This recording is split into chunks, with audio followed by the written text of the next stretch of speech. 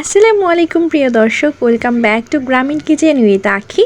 আজকে আমি রমজান উপলক্ষে খুবই মজার একটি রেসিপি নিয়ে হাজির হয়েছি। আর রেসিপিটি হচ্ছে মটরশুঁটির পাকোড়া রেসিপি। রেসিপিটি বানানোর জন্য এখানে আমি 400 গ্রাম পরিমাণ মটরশুঁটি নিয়েছি। আর মটরশুঁটিগুলো খোসা ছাড়িয়ে ভালোভাবে ধুয়ে পরিষ্কার করে নিয়েছি। এবার এটাকে ব্লেন্ড করে নেব। আপনারা চাইলে পাটাতে বেটেও নিতে পারেন।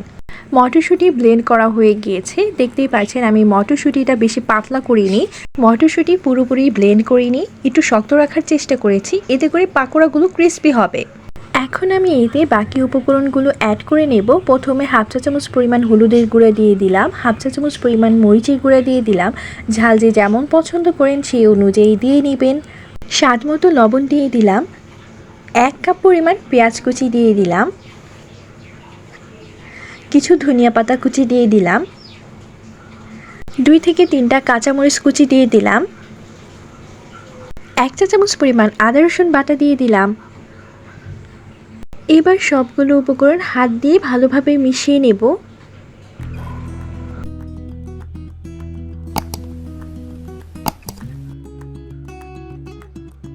ভালোভাবে মেশানো হয়ে গিয়েছে। পাকোড়া বানানোর জন্য মিশ্রণটা একদম রেডি।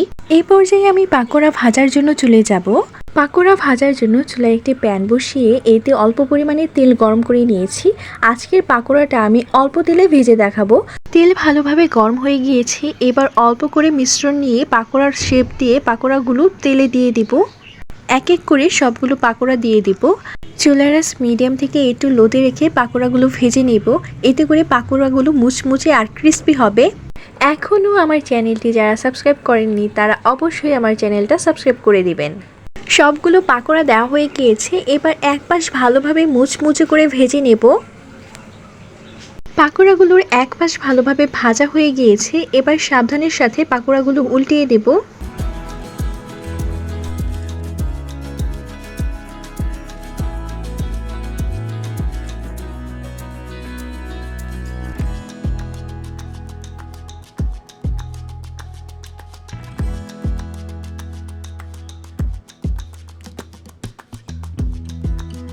সবগুলো পাকোড়া উল্টে দেওয়া হয়ে গিয়েছে। এবার মুচমুচে করে দুপাশে ভেজে নেব।